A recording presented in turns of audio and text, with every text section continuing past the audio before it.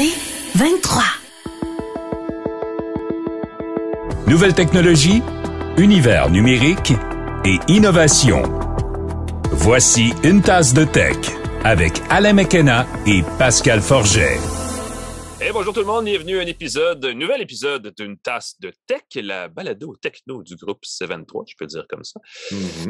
Balado qui amorce, comme le reste de l'univers, en tout cas le reste au moins du Québec, la fin de l'été, le début du printemps. C'est la rentrée cette semaine, Pascal. Les enfants vont à l'école. Nous, on continue la routine. On continue la balado. C'est les élections. Il y a des pancartes électorales partout. T'as raison. Dans mon coin, la rue Mont-Royal cesse d'être piétonne en fin de semaine.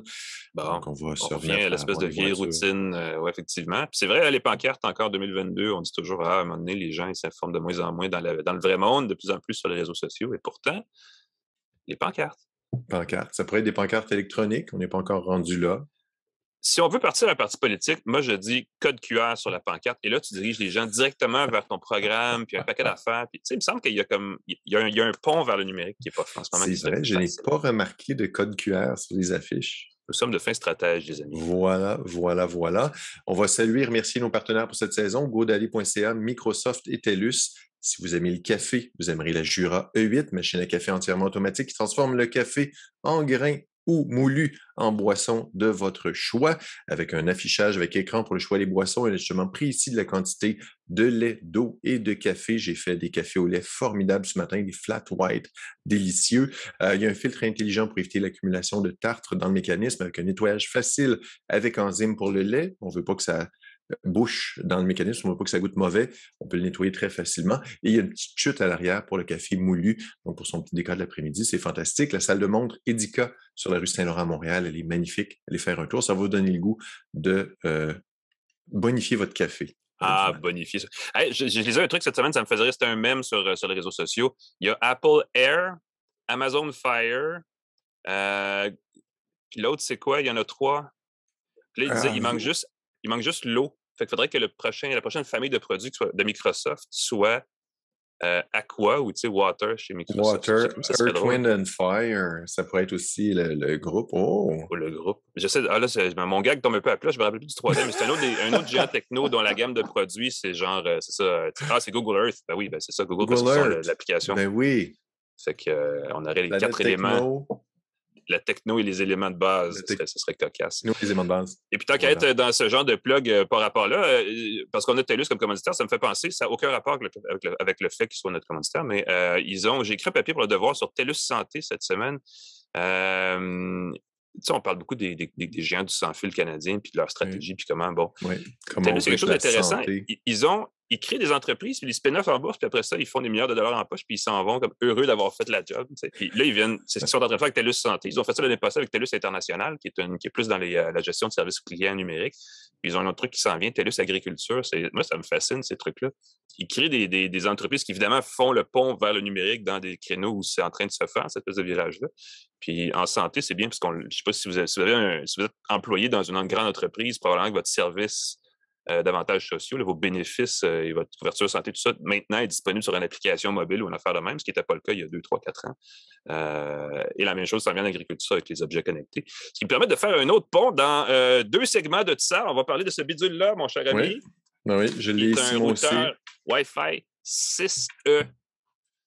Et là, vous dites, ah non, pas une autre affaire. Ben, je vais vous dire oui, une autre affaire. Fait qu'on va en parler tantôt, parce que le 6E, c'est, contrairement à ce que son nom laisse entendre, une petite révolution en soi là, qui améliore sensiblement le Wi-Fi 6. On va en parler tantôt. Et avant ça, on va parler d'une application iPad pour les enfants qui a gagné un prix remis chaque année aux développeurs méritants, n'est-ce pas, par Apple, un Apple Design Award, qui s'appelle POC, qui font un jeu pour enfants très non structuré, très intéressant pour les gens qui veulent justement de temps en temps là, familiariser leur enfant avec de l'âge préscolaire, je vais le spécifier, avec les appareils. Mais avant ça, on a des super actualités, Pascal. Actualités qui sont présentées cette semaine comme les semaines dernières, n'est-ce pas, par InfoBref, l'infolettre matinale et après-midinale. Il n'y a pas de mot, là. C'est quoi le mot? Qu'est-ce qu'on dit pour dire en fin de journée, comme on dit matinale? Post-méridiem, oh mon Dieu! On va pas commencer à parler en latin, s'il te plaît. On est rendu là. On est en odorama, on est en réalité augmentée, on est en réalité virtuelle, on est Et en maintenant, latin. en latin. C'est la suite logique des autres affaires, ça n'a aucun bon sens. Ici, on pourrait parler de la détection des piscines grâce à l'intelligence artificielle, peut-être quelque chose que tu as mentionné dans InfoBref, justement. C'est la Direction des finances publiques françaises qui ont annoncé la semaine dernière qu'elle allait étendre à la France entière un dispositif de détection des piscines. Pourquoi? Parce que ça fonctionne plutôt bien. Ça utilise juste ma question, tu vas trop vite. Ma question, c'est pourquoi on veut détecter des piscines encore? Oui, c'est assez fantastique. C'est une collaboration avec Google. On est toujours dans Google, qui permet de détecter avec les images satellites, les images qui viennent du ciel, Google Maps. Il faut s'en nommer Google Earth, si on va aller plus loin. Justement. Si des nouvelles constructions sont correctement déclarées et imposées. Et c'est pour ça qu'on fait ça. On analyse avec l'intelligence artificielle qu'est-ce qui s'est passé au cours des dernières années. On regarde, une piscine a été installée, ça fait monter la valeur de la propriété. Ça devrait être déclaré, ça devrait faire des taxes foncières plus élevées. On a découvert dans seulement 9 départements français, on a découvert jusqu'à présent jusqu'à 20 000 piscines non déclarées. On parle que aïe. Donc, ça a permis de récolter 10 millions d'euros. Et on va dire en taxes, 20 000 piscines, 10 millions d'euros en taxes. 10 millions, c'est pas tant que ça. Mais ça, c'est au fil des prochaines années. Tant que la piscine est là, c'est des taxes foncières de plus. C'est rare qu'une piscine disparaît. Ben oui, c'est ça. Exactement. Donc, c'est à partir de maintenant, ça va être un bénéfice pour tous les gens. La Direction des finances publiques françaises va être bien content. Et ça, c'est le fun. Ils ont fait le test seulement dans 9 départements. Il y en a 96 en France. Donc, évidemment, ils sont peut-être de taille différente. Ce ne sera peut-être pas 10 fois plus, mais il y a un potentiel intéressant. Et ce qui est le fun, c'est que ça permet de détecter les constructions sans permis, les dépendances, les vérandas, tout ce qui augmente la valeur des propriétés.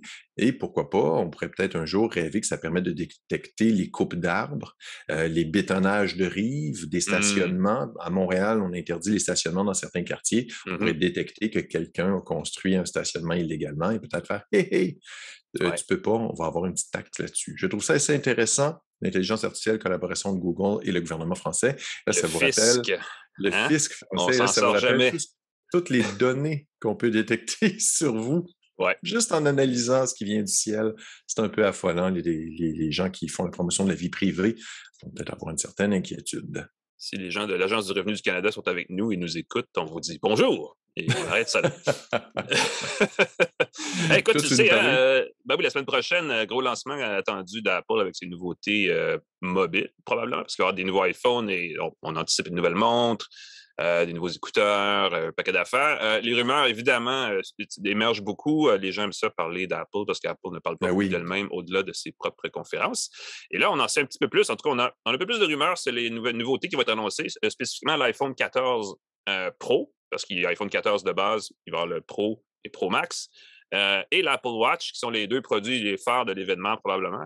iPhone 14 Pro et Pro Max, selon un analyste bien connu des amateurs d'Apple qui s'appelle Ming-Chi Kuo, qui est basé en Asie. Il y aura un nouveau capteur photo, je pense que c'est Sony qui serait le fournisseur, de 48 mégapixels. Apple qui se limite depuis quelques années, je pense, à 12 mégapixels. À 12? C'est 12 à 48. C'est du côté Android, il y a beaucoup d'appareils qui ont des capteurs à 48 mégapixels. Oui, exactement. Donc, ce serait un beau rehaussement, n'est-ce pas? Donc, plus de pixels. La particularité, c'est que je pense que les pixels sont un petit peu plus gros aussi, ce qui permet de capter plus de lumière dans une image, donc des meilleures images en situation de luminosité faible.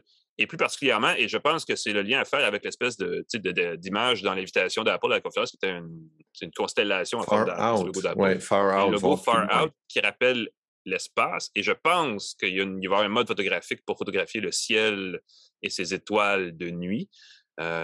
Astrophotographie, appelons-le comme ça si on veut. Et donc, ça confirmerait ça. Malheureusement, il y aurait aussi, et ça, c'est avant de dire malheureusement, il y aurait aussi, c'est pas une mauvaise idée, mais un nouvel objectif ultra panoramique. J'espère que ça ne va pas enlever l'objectif zoom téléobjectif qui est toujours très apprécié de moi et je pense de toi aussi, Pascal, mais apparemment de personne d'autre. C'est bien pratique. Je vois tout le monde qui zoome avec leur téléphone. Il y a beaucoup plus que de gens qui... Parce que le ultra panoramique, ça évite de reculer. Voilà. Le zoom te permet d'avancer. Fait que c'est bon, beaucoup de gens dans les concerts, spectacles, tout le temps en train de zoomer. Mais il y aurait un objectif ultra panoramique qui serait tout nouveau sur ces versions Pro-là de l'iPhone 14. Malheureusement, ce que je disais tantôt, c'est que plus de composants de qualité égale plus cher à produire. Donc, est-ce qu'on fait le pari que le iPhone 14 va coûter plus cher que l'iPhone 13 coûtait? J'espère qu'Apple a coupé des coûts ailleurs, parce qu'en ce moment, on n'est pas dans un mode, quand je regarde les chiffres de l'industrie de la consommation, mais aussi de l'industrie des produits électroniques en général, on ne dépense pas plus en ce moment, on dépense moins. Les gens sont, on craint tous une récession et tout ça, donc on fait attention. Je pense qu'on se rend compte que les téléphones de, entre guillemets, milieu de gamme font très, très bien le travail. Alors, il faut vraiment se gâter pour avoir le modèle de plus. Moi, je crois encore, Alain, à la rumeur comme quoi il y aurait une connexion satellitaire en cas d'urgence. Oui, le far out. Toutes les ententes qu'Apple a eues avec c'est quel réseau de satellites. La bande passante est accessible dès maintenant. Donc, dès le lancement, l'iPhone 14, j'ai bien hâte de voir ça. Je serais surpris que ce soit accessible ici au Canada, parce que ça me semble qu'il faut avoir une entente avec le fournisseur région par région. À suivre. Et là, imagine la complexité de ça. Mais Apple a les reins solides, peut s'arranger ça.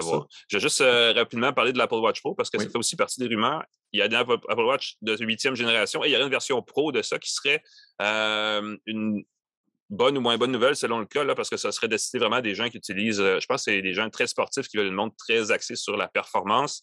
Serait plus grosse, le boîtier, le cadran serait plus large. En ce moment, c'est des 41 et 45 mm, les Apple Watch. Là, il y aurait une 48 mm, peut-être 47 ou 48 selon les rumeurs.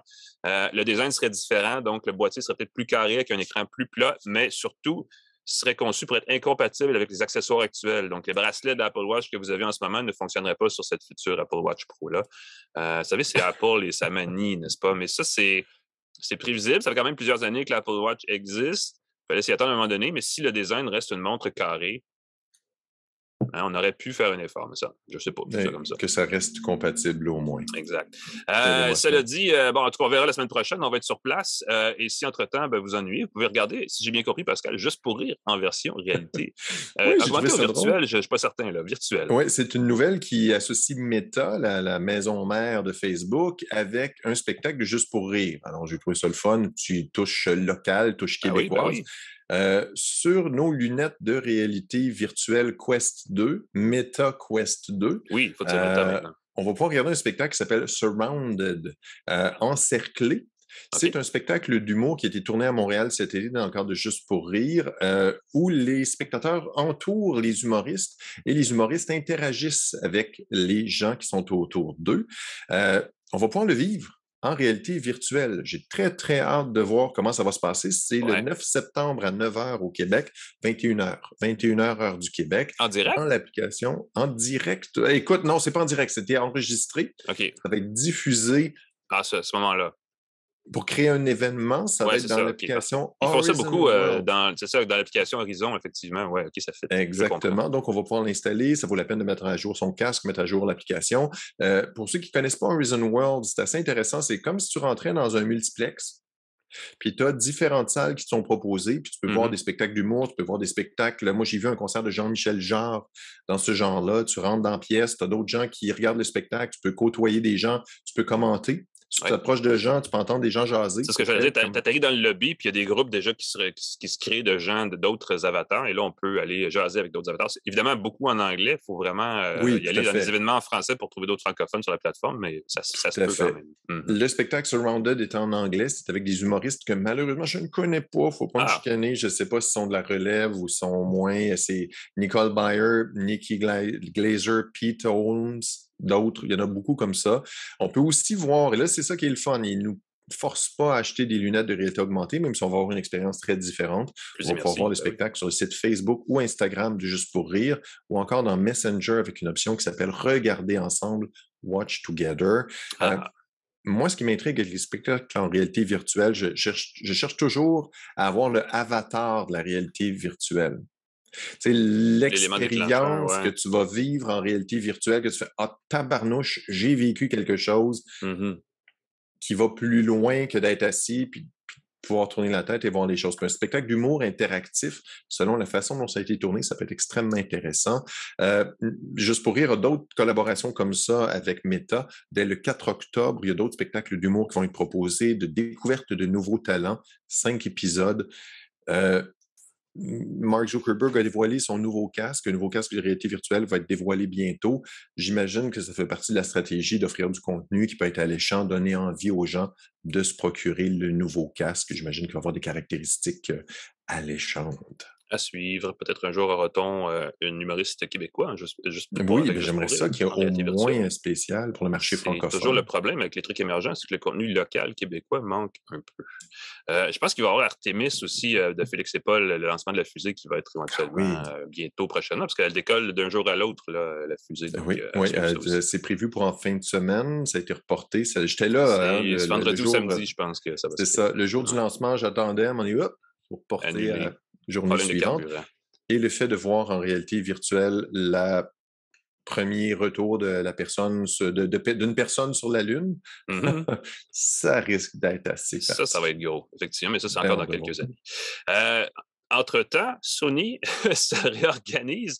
Dernière actualité de cette semaine, rapidement. Là. Sony vient de créer une nouvelle nouvelle division pardon, de jeux vidéo pour mobile. L'entreprise japonaise, n'est-ce pas, a acquis un développeur de jeux mobile qui s'appelle Savage Game Studio. Ils ont des studios en Europe, à Berlin et à Londres, je crois, pour le deuxième studio. Citez-moi pas sur Londres, je ne suis pas entièrement certain, mais je sais qu'ils sont au moins à Berlin. C'est un studio qui date de 2020, donc qui n'a pas vraiment encore eu le temps de produire quoi que ce soit de significatif. Wow. Mais ils ont un peu fait ça à Montréal avec Jade Raymond. Ils ont créé un studio, bien, ils ont aidé à créer un studio, puis là, ils l'ont racheté, puis éventuellement, les jeux vont sortir. Donc, il y a cette espèce de...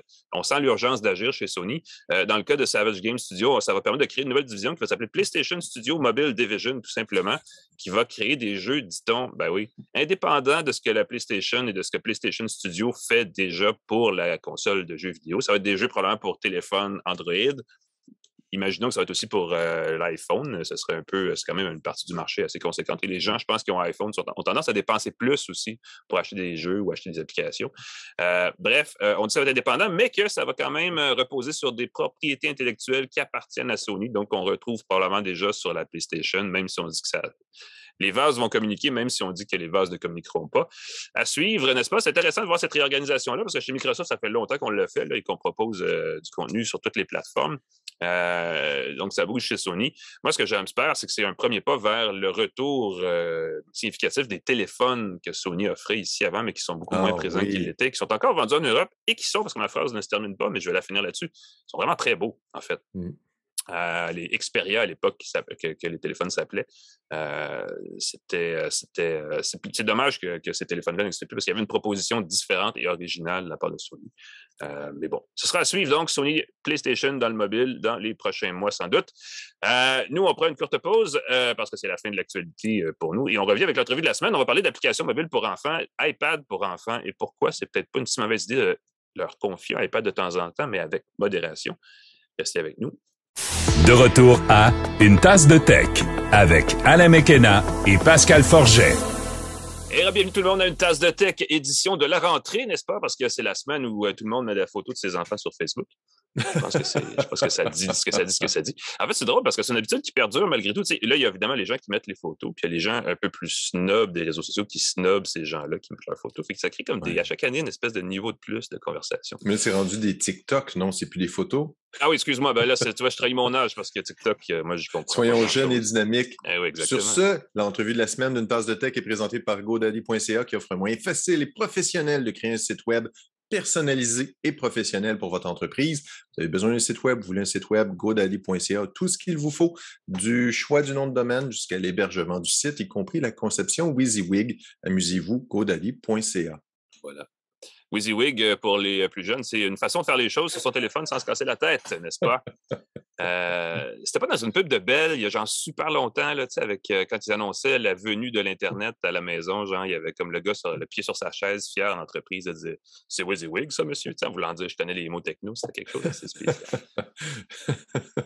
Pour ça, je parle pas de TikTok. Vous voyez, mes références datent d'il y a genre 40 ans, c'est pas très bon. Ouais, on te regarde avec un air étrange en disant « C'est quoi qui parle, le vieux monsieur? » C'est quoi qui parle, le vieux monsieur? Ben, je vais parler de choses pour les jeunes et les très jeunes. Une jeune personne, justement. Ben oui, absolument. On le voit souvent, on entend, cette année, c'est un peu passé en douce, mais à la conférence des développeurs d'Apple à chaque début d'année, il y a une soirée qui est assez courue des développeurs, qui est les Apple Design Awards, qui sont les prix remis aux développeurs qui créent des applications qui performent mieux, qui font mieux dans certains...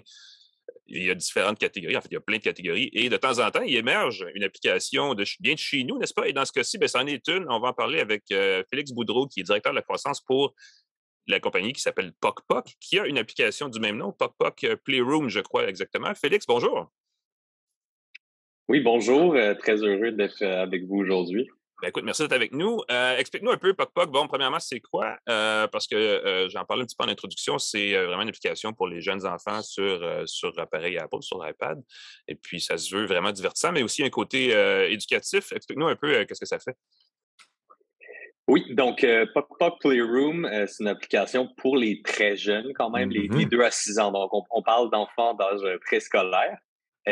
Puis, de façon très concrète, ce qu'on a essayé de recréer, c'est l'impression d'une salle de jeu, mais de façon virtuelle. On a essayé de le recréer le plus fidèlement possible. Ça a été fait carrément tout à la main. On a des animateurs qui dessinent et animent tout à la main. Les sons dans l'application sont enregistrés par quelqu'un à Toronto qui enregistre comme un bruiteur de film un peu pour que tous les sons soient très naturels, très calmes aussi. Et le but de l'application, de un, il y a un côté éducatif parce que dans une salle de jeu, il y a certains jeux qui sont un petit peu plus éducatifs. Tu sais, des blocs, par exemple, ça mène à la résolution de problèmes. On a des maisons de poupées qui mènent un petit peu au jeu de rôle. Donc, les enfants interagissent, se créent des histoires, mais toutes de façon très ouverte. Le but de PocPoc, en fait, c'est que le jeu soit ouvert. Il n'y a pas de tableau à finir. Il n'y a pas de mauvaise ou bonne façon de faire les choses. Il n'y a pas de scénario dirigé nécessairement, là. Non, aucun. Et ça, c'est par design, en fait, parce que il y a un problème des fois, c'est que quand il y a des tableaux à résoudre, des fois, les enfants ont besoin des parents. Puis on voulait vraiment créer une solution que les enfants peuvent jouer par eux-mêmes parce que souvent, les situations où une tablette est donnée à un enfant, c'est qu'un adulte a vraiment besoin de 20 minutes pour faire le souper, pour faire un appel, ils sont peut-être chez le docteur. Fait que, tu sais, c'est très important que les enfants puissent se débrouiller eux-mêmes. Et finalement, le but vraiment de ce qu'on essaie de pousser avec cette application-là, oui, c'est éducatif, oui, c'est très plaisant, mais c'est de promouvoir la créativité. On trouve que c'est quelque chose qui est des fois mis de côté un petit peu, alors que c'est extrêmement important. Puis on pense que dans le futur, la créativité, ça va être d'autant plus important parce qu'on sait même pas c'est quoi que nos enfants vont faire comme métier, tu sais, dans oui, ben, il y a de bonheur à 12 ans pour le savoir, effectivement. Puis c'est des métiers dans le sens, il n'existe probablement pas les métiers qu'ils vont faire. Donc, la créativité, c'est quelque chose qui va perdurer. Avec l'intelligence artificielle, sûrement qu'il y a beaucoup de tâches que maintenant on fait qui vont plus exister. Donc, la créativité, ça reste quelque chose qui est super précieux. Donc, on veut promouvoir ça chez les tout petits. Moi, ce que j'ai trouvé fantastique en regardant la vidéo de l'application PocPoc, c'est que c'est comme tu dis, c'est un playground, un playroom, mais sans avoir rien à ramasser. Quand un enfant joue, ce que je voyais dans le iPad, c'était vraiment des petites voitures, des maisons de poupées, des choses, et l'enfant pouvait jouer, mais c'était tout dans l'iPad. Alors, à la fin, il n'y a pas des morceaux partout, il n'y a pas des pièces de Lego qui traînent avec des poupées qu'il faut ramasser. Je trouvais ça très, très chouette comme idée. Ouais, ben c'est un des bons avantages. Puis aussi le fait que ça peut être, tu sais, il y a beaucoup de gens, ils l'utilisent, je sais, en avion, tu sais, quand ils ont voyagé cet été, il y a beaucoup de nos utilisateurs qui envoient des vidéos, ils sont comme c'est super parce que ils sont restés calmes pendant 3-4 heures, il n'y a rien à ramasser.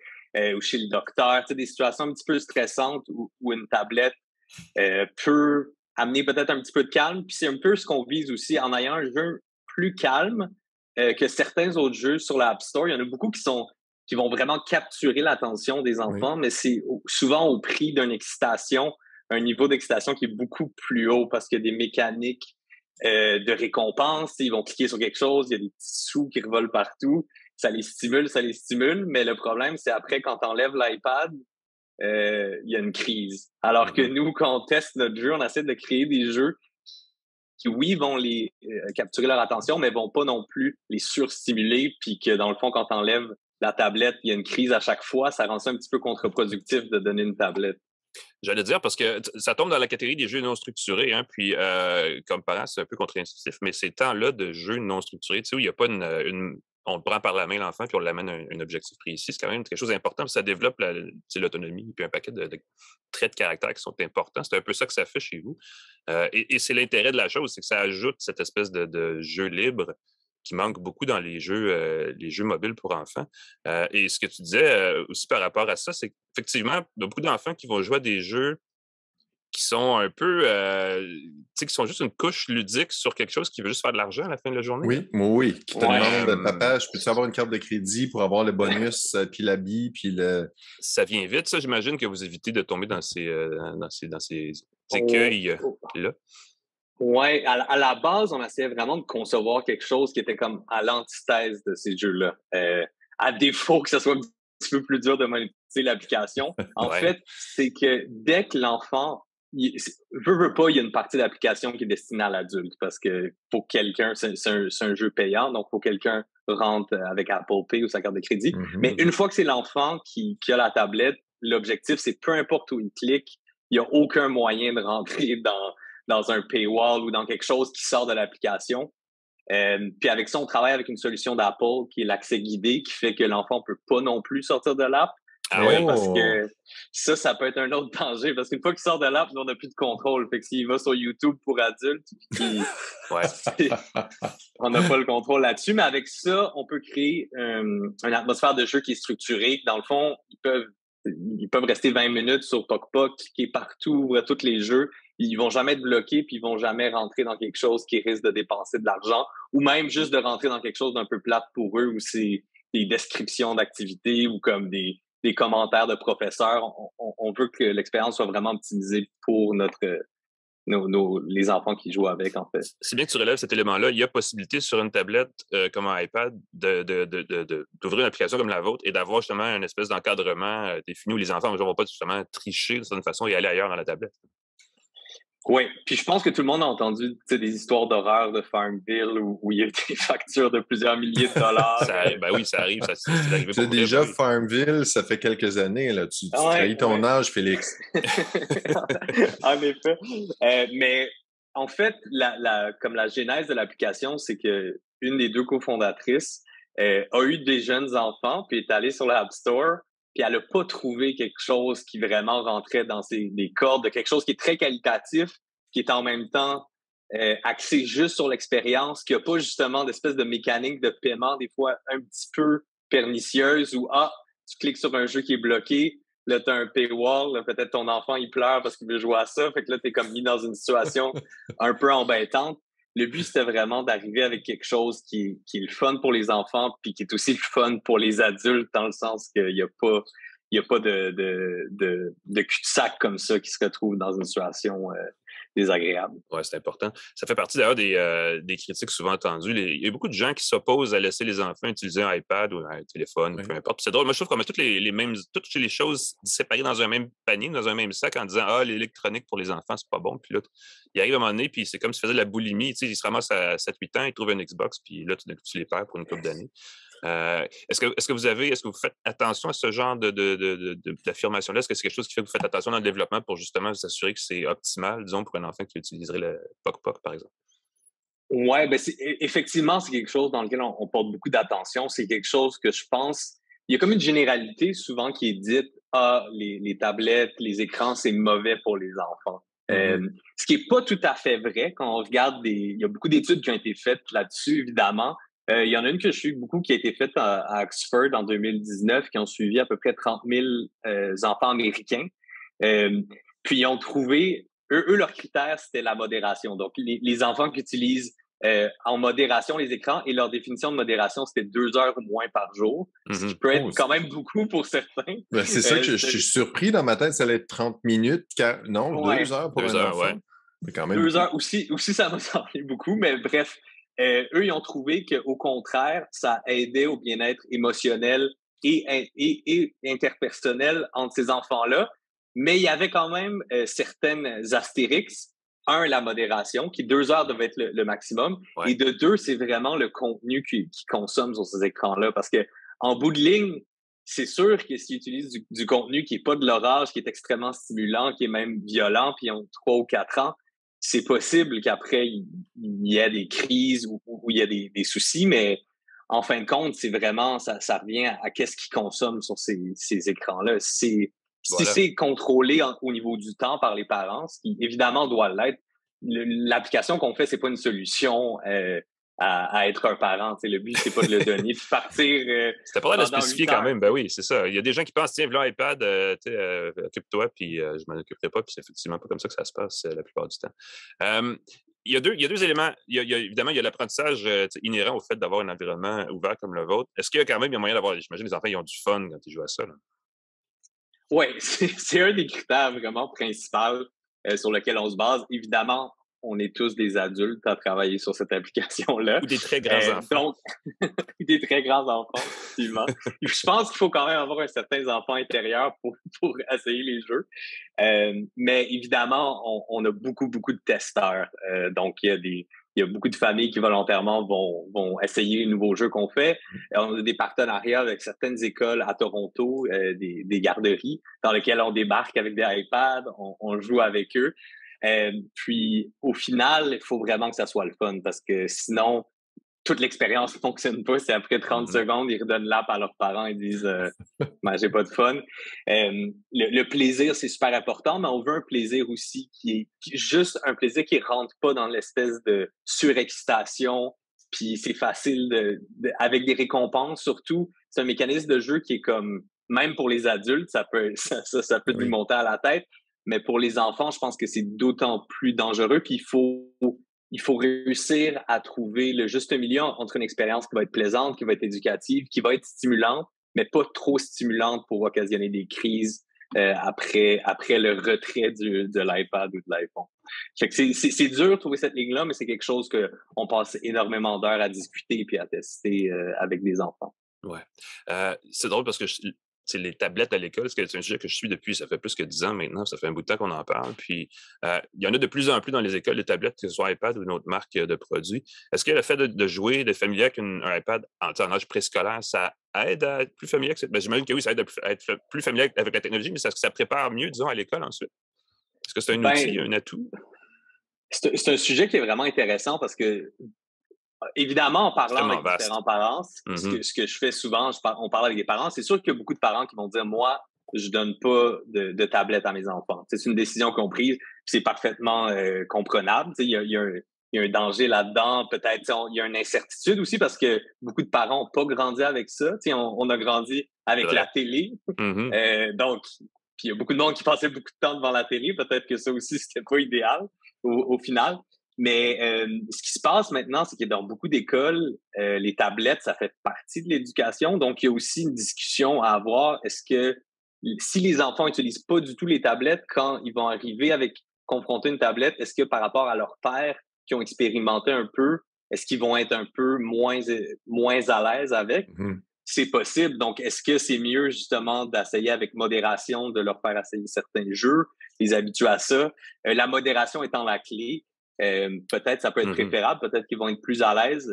Puis je pense que le futur est aux écrans, qu'on le veuille ou non. Là, je pense que tout le monde ne veut pas finir par travailler avec un écran. Même des métiers qui n'étaient pas habitués à le faire, c'est un peu la nouvelle normalité. Oui, effectivement. C'est vrai que c'est de plus en plus présent. Puis il y a une raison à ça, c'est que c'est partout, même, on va dans un centre d'achat. Puis la première chose qui vous accueille, c'est un gros écran tactile. Donc, je pense c'est un peu omniprésent comme technologie.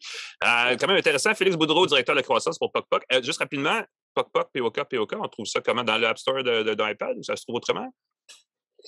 Oui, en ce moment, on est sur iOS uniquement. Donc, allez sur votre iPhone, votre iPad, recherchez PocPoc dans l'App Store, vous allez le trouver tout de suite. Parfait. Ben, c'est disponible. Pardon? C'est disponible en français, en anglais, on est dans 27 langues. Donc, tu vois, c'est parfait, ça. Excellent. On va aller voir ça. Merci, Félix. C'est très, très gentil d'avoir été avec nous aujourd'hui. Merci beaucoup. Bye-bye. Nous, on prend une extrêmement courte pause, un intermède très bref, devrais-je dire, parce qu'on utilise des beaux mots comme ça de temps en temps. Et on revient avec nos essais de produits. Restez avec nous. De retour à Une tasse de tech avec Alain McKenna et Pascal Forget. Et bienvenue à Une tasse de tech, édition du début septembre, édition de la rentrée, édition scolaire, si on se fie à ce dont on vient de parler, quand même préscolaire, en fait, je devrais dire, parce que c'est quand même des jeunes de 2 à 6 ans qui sont ciblés par PocPoc. Ça, c'est une conversation qui revient tout le temps à l'actualité, les appareils électroniques et les enfants. Et je pense que le mot-clé, notre invité l'a dit, c'est modération. C'est qu'à un moment donné, tout est question d'abus. On abuse de quelque chose, on abuse des gâteaux, desserts, c'est la même chose. Les tablettes, c'est pareil.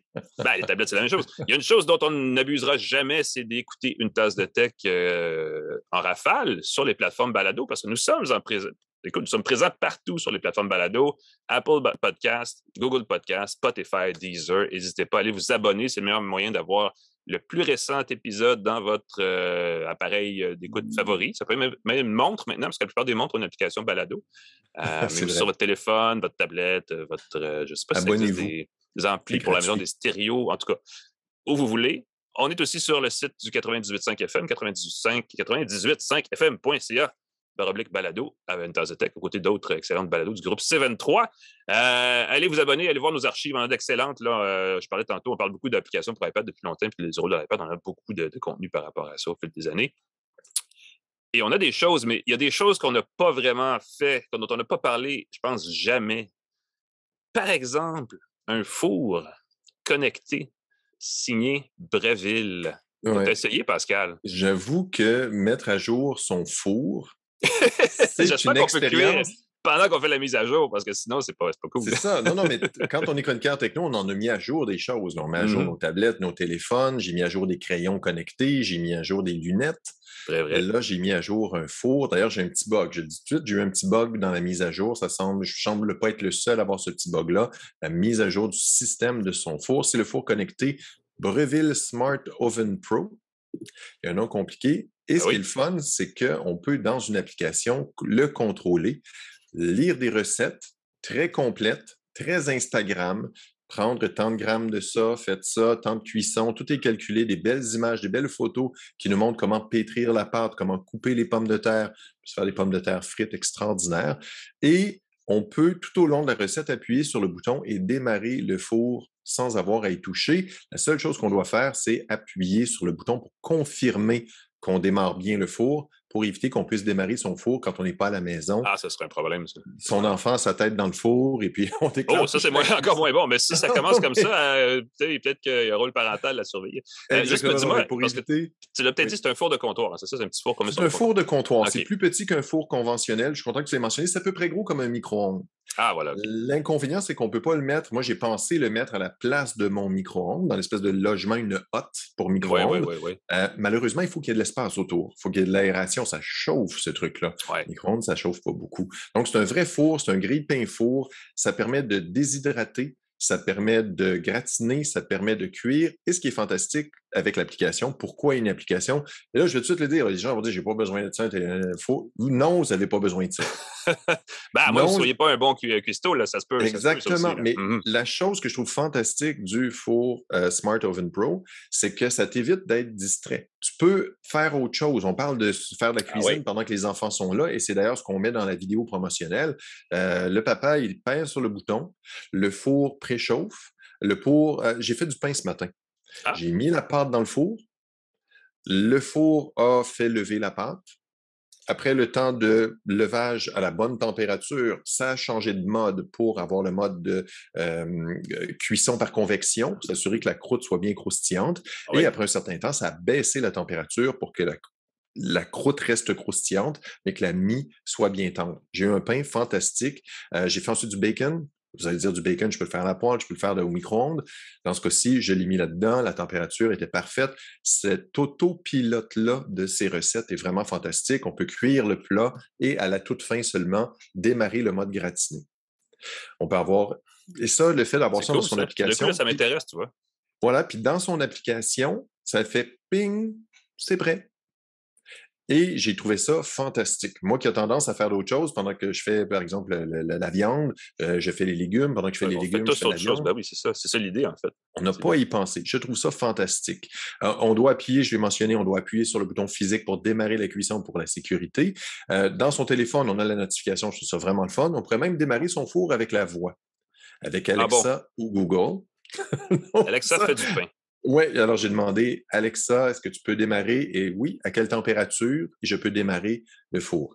Je pense que avec Alexa, j'ai réussi. Avec Google, j'ai pas réussi encore tout à fait à ce que ce soit reconnu. Je pense qu'il y a une question de traduction. Je pense que la traduction n'est pas encore complète. L'application est en français, mais il manque des commande recettes. vocale n'est pas à point, là. C'est ça, il y a quelque chose qui en français, en anglais, ça marche mieux.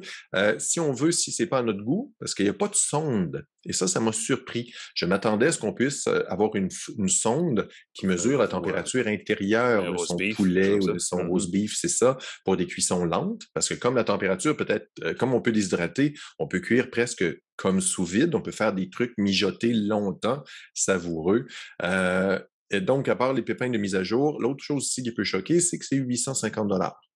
Moins cher qu'un gros four conventionnel. Pour un four de comptoir? Pour un four de comptoir, 850 $, quand on sait qu'on peut avoir un grille-pain four autour de 150 $, un modèle que j'ai choisi, là, mon modèle précédent, c'est un modèle que j'avais choisi avec soin, 100 quelques dollars. Cuisson impeccable. La marque Breville, ça l'a dit, les machines à café Breville coûtent aussi assez cher. C'est une marque exactement. Et je pense que. Puis on peut acheter le modèle, le four, sans connexion Internet, si on veut. C'est 150 $ de moins, je crois, ou peut-être peu moins. On peut faire ça ici. Mais le fait de pouvoir travailler avec un four sans avoir à réfléchir, le mode autopilote, je trouvais que c'est très réussi. J'espère qu'il va y avoir plus de recettes. Comme je dis, j'ai fait des pommes de terre, j'ai fait du pain, j'ai fait du bacon. J'ai hâte de faire de la viande. J'ai pas eu l'occasion, encore une fois, de faire des rôtis ou des poulets. On met le poulet entier, on pèse sur le bouton, ça va faire rôtir, ça peut être des heures de cuisson, basse température, très savoureux. On peut quand même faire des toasts là-dedans, on peut remplacer tout. Oui, tout à fait. Écoute, ce qui est particulier, c'est qu'on peut déterminer le nombre de toasts qu'on a dans notre grille-pain. On peut le faire avec des gros boutons, c'est très le fun, c'est des gros boutons qu'on tourne. Très facile de régler la température, très facile d'ajuster la quantité, d'ajuster le temps. On a un bouton pour ajouter quelques minutes de cuisson supplémentaire en cas de besoin. Ou on peut faire des toasts. Ça prend environ 5 à 6 minutes de faire des toasts. Ah bon? Donc, c'est pas un grille-pain conventionnel qui en 2 rapide, minutes, ça sort. Mais bon. Le résultat est excellent, par exemple. Ça va faire la toast parfaite. Bien grillé à l'extérieur, c'est chaud. Beau résultat. Donc, le Breville Smart Oven, c'est ça? Smart Oven Pro. Excuse-moi, Smart Oven. Contrôlé par Joule. Joule, qui est leur produit de cuisson sous vide. Ouais. J'aurais aimé d'ailleurs, faire un dernier commentaire, le fait que les deux applications se parlent. Que tu puisses commencer quelque chose sous vide, ensuite tu puisses le prendre, le mettre dans ton four et griller avec le... Ça, j'aurais aimé que ça... Mais c'est deux applications distinctes. Touche du bois, que ça converge et que je puisse parler à mon four plus aisément. Toi, tu veux nous parler de routeur, parce que pour ça, il faut connecter son four à Internet. C'est très drôle de connecter son four à Internet. Oui. Et pour ça, ça prend un bon routeur, une bonne connexion à Internet. Puis on a une belle bête. Je vois que tu l'as toi aussi. J'ai reçu cette semaine ce routeur qui a, ma foi, l'air d'un vaisseau spatial de l'ère futuriste, qui est le TP-Link. TP-Link, c'est la marque, n'est-ce pas? Le AXE75, AX75, qui est aussi, mon Dieu, parce qu'ils ont deux noms de modèles par modèle chez TP-Link, c'est un peu mêlant, mais c'est le AX5400. AX étant le Wi-Fi AX, la nouvelle norme la plus récente qu'on a traduit. On peut se mêler vite dans ces affaires-là, mais c'est rendu maintenant du Wi-Fi 6E. Et 5400, c'est parce que c'est la bande passante maximale permise par ce routeur-là. Il y a une autre particularité aussi, c'est que c'est un routeur tri-bande, donc 3 bandes, mais vraiment 3 bandes, pas nécessairement comme on le pense, parce qu'il y a une nouvelle bande de fréquence utilisée par ce routeur-là que je n'avais pas vu avant dans d'autres routeurs Wi-Fi, mais qui s'en vient bientôt. C'est le 6 GHz. Et c'est ce que permet la norme Wi-Fi 6E, c'est d'aller justement dans cette nouvelle bande de fréquence-là. Donc, il y a quand je dis tri-bande, c'est que de base, il y a un Wi-Fi 2,4 GHz qui est utilisé surtout par les appareils à faible consommation Wi-Fi et les vieux appareils Wi-Fi, comme les vieux. Là. Et il y a le 5 GHz qui est la bande un peu plus standard maintenant, qui a une plus grande bande passante, plus conventionnelle, disons, pour regarder la vidéo, tout ça. Le 6 GHz, comme c'est une affaire plus élevée, il y a aussi une meilleure bande passante, mais c'est réservé à certaines applications très précises en ce moment.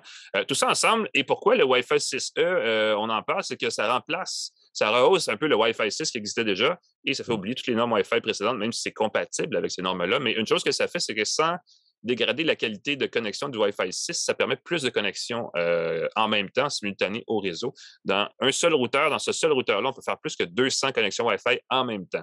Donc, si vous êtes, c'est sûr que si j'étais une petite entreprise qui avait un commerce, j'utiliserais un routeur comme celui-là sans me casser la tête et je mettrais évidemment toute l'espèce d'interface logicielle par-dessus pour le sécuriser et tout. Là. Mais quand même, pour la maison, ce que ça signifie, c'est que les gens qui ont une maison avec une serrure connectée, une sonnette connectée, une ampoule connectée, un interrupteur connecté, un petit four Breville connecté, pourquoi pas, un échangeur d'air connecté. Bref, les gens qui ont rapidement là, plusieurs dizaines d'appareils et qui tout d'un coup reçoivent des amis qui ont aussi dans leur poche 4-5 Gugus, c'est pas long qu'on arrive à plusieurs dizaines d'appareils connectés en même temps. Beaucoup plus vite qu'on le pense avec une maison intelligente. Et c'est exactement pour ça qu'a été conçu ce genre de routeur-là. Dans ce cas-ci, on ajoute aussi 4 ports gigabits, donc des ports Ethernet, qui n'est pas Internet, mais qui n'est pas loin, pour connecter des appareils, ça veut une imprimante ou un disque dur, des fois, des choses comme ça. Il y a un port USB 3.0 qui permet de partager un disque amovible aussi, ou encore là, une imprimante si on veut. Et il y a la connexion pour le routeur Internet, donc WAN, W-A-N, pour le réseau externe, qui est gigabit aussi. C'est un peu embêtant qu'on n'ait pas une connexion pour Internet qui soit plus que... qui soit de meilleur... qui offre un meilleur débit, je devrais dire, parce que quand on a du Wi-Fi qui permet de faire plusieurs mégabits par seconde de transfert sans fil, ça nous prend plusieurs mégabits par seconde d'entrée aussi câblée. Oui. Et là, on est un petit peu limité là-dessus. Et ça, c'est l'autre partie. Peut-être si vous avez un Internet à la maison qui n'est pas de la fibre haute vitesse à fond la caisse, c'est peut-être pas un Wi-Fi, un réseau Wi-Fi dont vous avez besoin non plus. Ça s'adresse vraiment à une clientèle assez spécifique. Cela dit, je parlais tantôt de la bande passante maximale qui est 5400 mégabits seconde pour l'appareil. C'est pas 5400 mégabits seconde sur un seul appareil connecté. Ça se départage, mais ça assure que tous les appareils connectés en même temps ont, en principe, là, la meilleure connexion possible. Oui. La connexion maximale avec un seul appareil qu'on peut faire avec ce routeur-là, c'est 2400 mégabits seconde. C'est quelque chose comme 200 mégaoctets par seconde en principe. Donc, c'est vraiment beaucoup de données. Et là, vous dites, ouais, mais qu'est-ce que... Ben, la vidéo 4K, du jeu vidéo en haute définition. La bande passante, généreuse comme ça se traduit aussi parce que ça aide beaucoup à créer une latence très courte. Le jeu en réseau en profite beaucoup, donc il y a vraiment une application là aussi pour ce genre de routeur-là.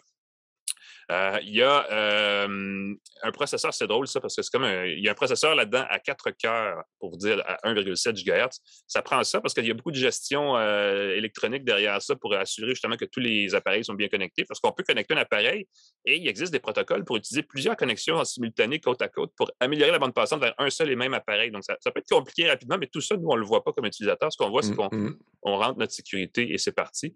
Parlant de sécurité, ça vient avec les standards de protection WPA. Là, 1, 2 et 3. 3, c'est nouveau. Hein, ça reste sur certains appareils mobiles en mode bêta pour l'instant, mais ça s'en vient. Donc, vraiment, ce routeur-là est prêt pour le futur, disons-le comme ça, future-proof, comme on dit. Et c'est l'intérêt parce que sinon, en ce moment, il n'y a pas grand-chose qui va s'en servir. Le Wi-Fi 6E, il y a quoi, 2, 3 appareils récemment mis en marché qui sont compatibles. Je pense l'iPhone, les plus récents, Samsung. Il n'y a pas grand-chose. Il faudrait que je regarde parce que ce n'est pas une spécification que j'ai vue, que j'ai remarquée sur les appareils que j'ai, puis pourtant j'ai des appareils. C'est prêt pour le futur. Évidemment, c'est une borne centralisée, là, donc on n'a pas nécessairement un appareil, là, que c'est les gens qui ont une grande maison de 3 étages avec 2 garages, puis qui veulent une grande cour, puis qui veulent avec un cabanon, puis ils veulent connecter tout ça. C'est peut-être un peu plus laborieux. On dit que ça couvre l'équivalent de 2000 pieds carrés de superficie en termes de connexion. C'est beaucoup là en mètres carrés, je ne peux pas vous le dire, mais on parle généralement de pieds carrés même au Québec, donc vous avez une idée de ce que ça signifie. Si vous avez un plus grand terrain, il y a possibilité d'utiliser des adaptateurs, des extensions, des extensions, je peux dire en français aussi, mais en anglais, c'est extender. Des balises, des bornes de relais. C'est en fait, exactement, des relais qui font, mais qui sont plus que des vieux relais de réseau. C'est vraiment ça s'appelle One Mesh, justement parce que ça permet de créer un réseau en maillage où les bandes passantes ne se dégradent pas par nouvelles connexions. Oui. Donc, on optimise toujours la bande passante par rapport à ça. Il y a possibilité d'acheter des appareils comme ça, des accessoires comme ça, donc pour étendre la portée du réseau si ce n'est pas suffisant, mais une seule borne comme ça, c'est quand même une plus grande portée que les petits routeurs en maillage qu'on achète en paquet de 3. Là. Ça devrait suffire pour la plupart des maisons. Et enfin, détail pas banal, il y a des contrôles parentaux assez complexes, assez complets, je veux dire complexe, c'est un peu intense, mais assez complets. On peut définir un horaire d'utilisation par profil. On peut mettre plusieurs appareils dans un seul et même profil. On peut définir si le profil, c'est le profil d'un enfant, d'un ado, d'un adulte. Et à partir de là, ça filtre aussi certains contenus, notamment sur YouTube. On en parlait tantôt. Quand tu vas sur YouTube, sur TikTok, rapidement, on tombe sur du contenu pour adultes sans le vouloir nécessairement, puis ça se complique rapidement quand on est un parent. On peut pré-régler le routeur pour ça. On peut aussi mettre une limite de temps par jour, qui n'est pas juste un horaire. Et 2 heures de poc-poc par jour. 2 heures de poc-poc par jour, c'est tout.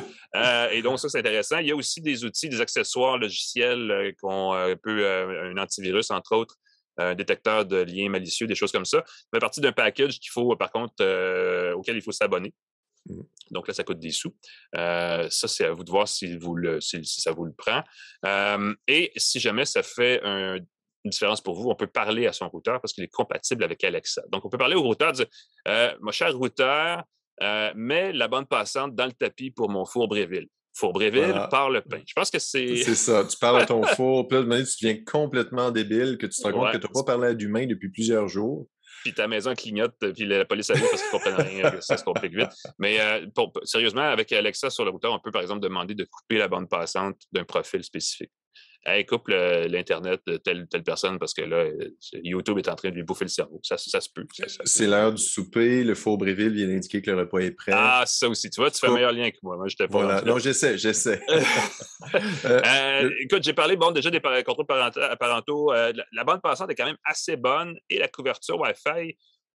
L'étendue du réseau n'est pas mauvaise non plus. Ça fait partie des qualités. Je vais ajouter à ça l'interface de réglage. L'application mobile fait bien le travail pour rapidement le premier réglage où on donne le nom du réseau puis on configure la base. Il y a aussi une interface web qui est plus complète où on accède directement au réglage du routeur si on va aller plus loin dans les créations, par exemple, d'adresses DNS dynamiques pour avoir un accès à l'externe à des choses. En tout cas, on peut aller dans les réglages plus avancés rapidement grâce à cette interface-là. Et ce duo d'interfaces-là, à mon avis, est un des meilleurs sur le marché parce qu'il offre les deux. Tout simplement, on peut aller dans le très avancé si on est habitué de bidouiller. Tu sais, je pense que toi aussi, Pascal, depuis le temps qu'on fait ça, au début, c'était toujours par interface web. On peut aller dans les réglages très avancés.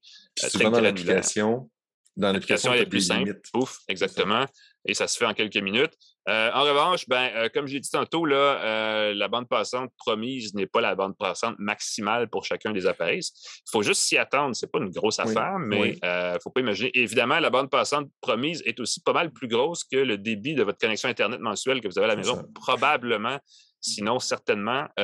Donc, peut-être que ce n'est pas nécessaire maintenant d'avoir ça, mais si vous êtes du genre et si vous planifiez avoir du Netflix en 4K sur 4 téléviseurs en même temps, là, ça commence à être intéressant d'avoir un routeur qui est capable d'en prendre parce que ça va commencer à faire beaucoup de mégaoctets secondes, n'est-ce pas? Donc, ça, c'est capable de le faire. Et aussi, évidemment, la bande Wi-Fi 6 GHz, qui s'en sert en ce moment? Je ne le sais pas. C'est le futur. On veut être dans le futur. C'est le futur. Donc, c'est à vous de voir si vous voulez être prêt pour le futur. C'est là. Tout ça en mise ensemble, ça coûte 300 $ ce routeur-là qui est tout nouveau. Okay. C'est plus cher qu'un routeur de base, généralement, qui peut être 90 $, 80 $. Mais c'est sûr que vous l'achetez maintenant, vous allez l'avoir encore dans 10 ans. Ça, je pense qu'il n'y a aucun doute là-dessus. Donc, c'est une façon peut-être de se consoler. Moi, il y a un petit truc qui m'embêtait, c'est le fait que ce soit une alimentation avec une prise qui n'est pas USB. Il me semble qu'en 2022, pour les produits techno... On voudrait une alimentation USB-C, oui. Au moins qu'il y a la forme. Que c'est le fun, la forme USB-C. Et aussi que l'orientation des antennes n'est pas robotisée. C'est nono, mais quand je vois un routeur qui a 6 antennes, il va falloir faire des essais et d'erreurs pour optimiser. La meilleure... C'est pas évident. Ouais. C'est pas évident comment les antennes permettent de faire du beamforming, créer d'optimiser pour chacun des objets dans sa pièce en fonction de sa position, minimiser l'interférence pour s'assurer d'avoir le meilleur signal.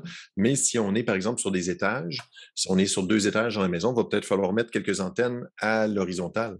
Pour envoyer dans les étages supérieurs et inférieurs. Donc, il y a un peu de bidouillage comme ça. J'aimerais que ce soit mieux expliqué quand on reçoit un routeur comme ça. C'est pas ce routeur-là en particulier, mais trop de gens, je vois ils mettent les antennes un peu pour que ce soit artistique, ce qui n'est pas nécessairement la configuration optimale. C'est pas le but. Non, effectivement. Même si ça fait quand même du très, très bon travail. Les gens s'en rendent même pas compte. Voilà. Merci, Pascal. C'est ça.